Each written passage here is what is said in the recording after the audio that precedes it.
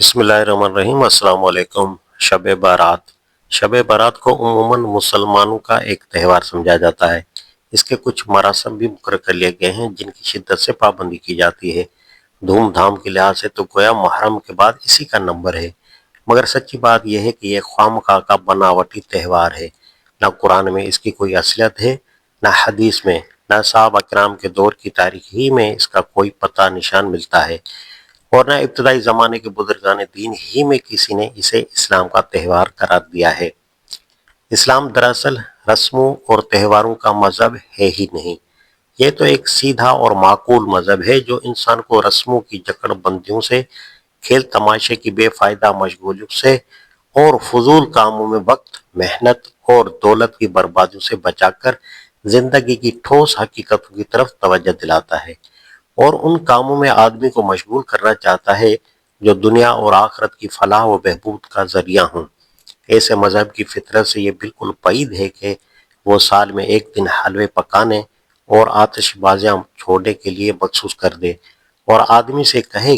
کہ تو مستقل طور پر ہر سال اپنی زندگی کے چند قیمتی گھنٹے اور اپنی محنت سے کمائے ہوئے بہت سے روپے ضائع کرتا رہا کر۔ اور اس سے بھی زیادہ بعید یہ کہ وہ کسی ایسی رسم کا انسان کو پابند بنائے جو صرف وقت اور روپیہ ہی برباد نہیں کرتی بلکہ بعض اوقات جانوں کو بھی ضائع کرتی ہے اور گھر تک پھونک ڈالتی ہے۔ اس قسم کی فضولیات کا حکم دینا تو درکنار، اگر ایسی کوئی رسم نبی کریم صلی اللہ علیہ وسلم کے زمانے میں موجود ہوتی تو یقیناً اسے حکماً روک دیا جاتا،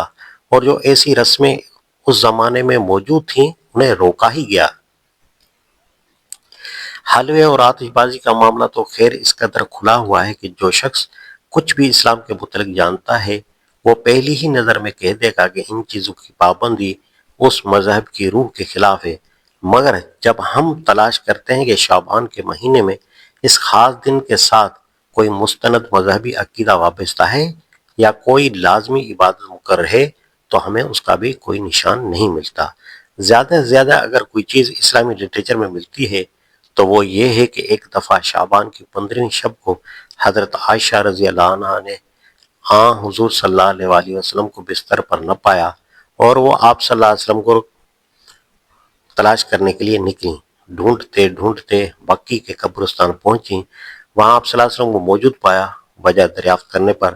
حضرت صلی اللہ علیہ وسلم نے فرمایا کہ اس رات کو اللہ تعالیٰ آسمان دنیا کی طرف توجہ فرماتا ہے اور قبیلہ کلب کی بھیڑوں کے جس قدر بال ہیں اس قدر انسانوں کے گناہ معاف کرتا ہے۔ لیکن حدیث کے مشہور امام ترمذی رحمہ اللہ علیہ نے اس روایت کو ضعیف قرار دیا ہے اور اپنی تحقیق یہ بیان کی ہے کہ اس کی سند صحیح طور پر حضرت عائشہ تک نہیں پہنچتی۔ بعض دوسری روایات میں جو کم درجے کی کتب حدیث میں ملتی ہیں اس رات کی یہ فضیلت بیان کی گئی ہے کہ اس میں قسمتوں کے فیصلے کیے جاتے ہیں اور پیدائش اور موت کے معاملات طے ہوتے ہیں، لیکن یہ سب روایات ضعیف ہیں۔ ہر ایک کی سند میں کوئی نہ کوئی کمزوری موجود ہے، اس لیے حدیث کی قدیم ترین اور زیادہ معتبر کتابوں میں کہیں ان کا ذکر نہیں ملتا۔ تاہم اگر ان کی کوئی اصلیت تسلیم کر بھی لی جائے تو حد سے حد بس اتنا ہی نتیجہ نکالا جا سکتا ہے کہ اس رات میں عبادت کرنا اور خدا سے مغفرت کی دعا کرنا ایک اچھا عمل ہے جسے انفرادی طور پر لوگ کریں تو ثواب پائیں گے۔ اس سے بڑھ کر کوئی ایسی چیز ان روایتوں سے ثابت نہیں ہوتی جیسے یہ سمجھایا جائے کہ 14ویں تاریخ یا 15ویں شب کو اسلام میں عید قرار دیا گیا ہے یا کوئی اجتماعی عبادت مقرر کی گئی ہے۔ حدیث کی زیادہ معتبر کتابوں سے جو بات ثابت ہے وہ یہ ہے کہ رسول اللہ صلی اللہ علیہ وسلم پر رمضان کی آمد سے پہلے ہی شعبان کے مہینے میں ایک خاص کیفیت طاری ہو جاتی تھی۔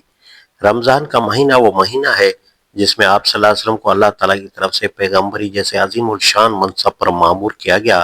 اور قرآن جیسی لازوال کتاب کے نزول کا آغاز ہوا۔ اس وجہ سے نہ صرف رمضان میں آپ صلی اللہ علیہ وسلم غیر معمولی طور پر عبادت فرمایا کرتے تھے بلکہ اس سے پہلے ہی آپ صلی اللہ علیہ وسلم کی روح اللہ سے لگ جاتی تھی۔ حضرت عائشہ اور حضرت ام سلمہ بیان کرتی ہیں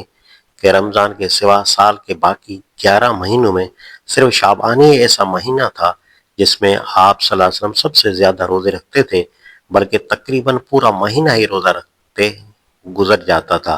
لیکن آپ صلی اللہ علیہ وسلم کا یہ طرز عمل اپنی ذات کے لیے خاص تھا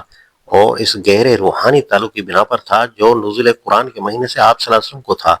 رہے عام مسلمان تو انہیں آپ صلی اللہ علیہ وسلم نے ہدایت فرما دی تھی کہ وہ شعبان کے آخری 15 دنوں میں روزے رکھا کریں، کیونکہ اس میں یہ اندیشہ ہے کہ اگر عادتاً لوگ اس مہینے کے آخری دنوں میں روزہ رکھنے لگے تو رفتہ رفتہ یہ ایک لازمی رسم بن جائے گی اور رمضان کے فرض روزوں پر خواہ 10-15 مزید روزوں کا اضافہ ہو جائے گا، اور اس طرح لوگوں پر وہ بار پڑ جائے گا جو خدا نے ان پر نہیں رکھا ہے۔ اسلام میں خاص طور پر یہ بات ملحوظ رکھی گئی ہے کہ جو کچھ خدا نے اپنے بندوں کے لیے لازم کیا ہے اس کے سوا کوئی دوسری چیز بندے خود اپنے اوپر لازم نہ کر لیں۔ کوئی خود ساختہ رسم، کوئی مصنوعی قاعدہ، کوئی اجتماعی عمل ایسا نہ ہو جس کی پابندی لوگوں کے لیے فرض کی طرح بن جائے۔ خدا زیادہ بہتر جانتا ہے کہ اس کے بندوں کی بھلائی کن چیزوں کی پابندی میں ہے اور کس چیز کی کتنی پابندی میں ہے۔ اس کی قائم کی ہوئی حدود سے تجاوز کر کے بندوں کو بطور خود کوئی رسم مقرر نہیں کر لینی چاہیے۔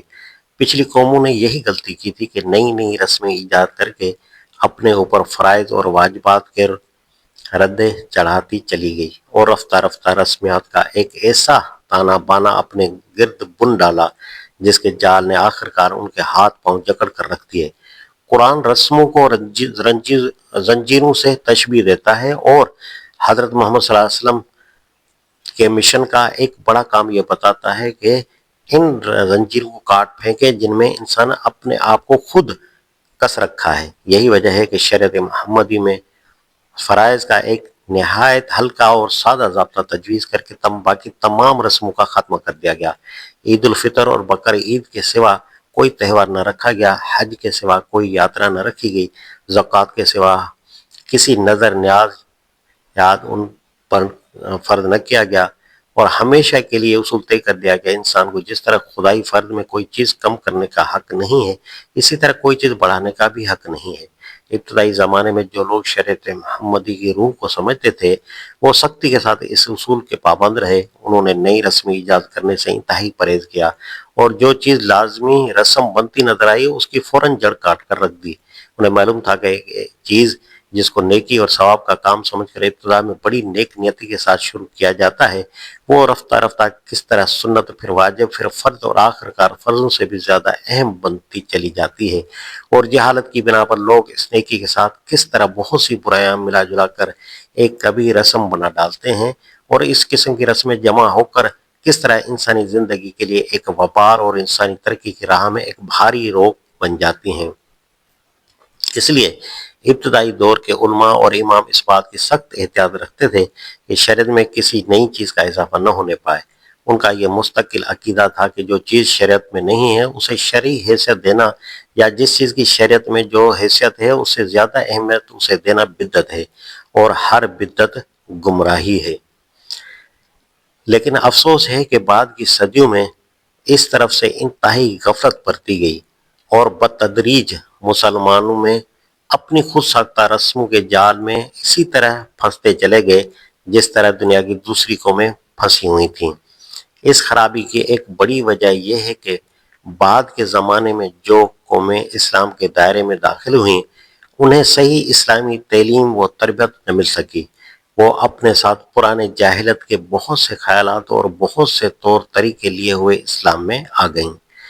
انہیں سدہ برس سے رسمیات اور تہواروں اور میلوں ٹھیلوں اور یاتراؤں کی عادت پڑی ہوئی تھی، اس کے بغیر ان کے لیے مذہبی زندگی میں گویا کوئی لطف ہی نہ تھا۔ اسلام کی سادہ شریعت کے دائرے میں آ کر بجائے اس کے کہ وہ پرانی رسموں کا بوجھ اترنے اور پرانی زنجیروں کے بند کٹنے سے اطمینان محسوس کرتی، انہیں یہاں آتے ہی یہ فکر لاحق ہو گئی کہ کس طرح وہی بوجھ پھر اپنے اوپر لاد لیں جنہیں اسلام نے اتارا تھا، اور وہی بیٹیاں پھر پہن لیں جنہیں اسلام نے کاٹا تھا۔ چنانچہ انہوں نے کچھ تو پرانی جاہلیت کی رسمیں ذرا سی ظاہری صورت بدل کر باقی رکھیں، کچھ نئی رسمیں خود ایجاد کیں، یہاں تک کہ اسلام کو بھی ویسا ہی رسموں اور تہواروں کا مذہب بنا کر رکھ دیا جیسے ان کے پرانے مذہب تھے۔ ان نئی رسموں کی ایجاد میں ماشاءاللہ خاصی باریک بینی سے کام لیا گیا۔ قرآن اور حدیث کو اس غرض کے لیے نہ تو چھانا گیا کہ اسلام نے انسانی زندگی کے لیے جو نظام نامہ مقرر مرتب کیا ہے، اس کے اصول معلوم کیے جاتے ہیں، بلکہ ساری چھان بین اسی لیے کی گئی کہ کہاں ایک نئی رسم ایجاد کرنے کے لیے یا پرانی جاہلانہ رسموں کو جاری رکھنے کے لیے کوئی بہانہ مل سکتا ہے۔ پھر اگر کسی ایک جگہ ایک بال کی نوک کے برابر بھی کوئی اشارہ مل گیا تو اس پر ایک پہاڑ برابر عمارت تعمیر کر ڈالی گئی۔ لوگ اپنی جگہ خوش ہیں کہ اسلام میں تہواروں اور رسموں کی جو کمی تھی اس کو انہوں نے پورا کر لیا ہے، حالانکہ دراصل انہوں نے اپنی جہالت سے وہ ساری بیڑیاں پہن لی ہیں جو اللہ نے اپنے نبی کے ہاتھوں سے کٹوا دی تھی، اور اپنے آپ کو پھر اس جال میں پھانس لیا ہے جس میں پھنس کر دنیا کی قوم کبھی نہ ابھر سکی۔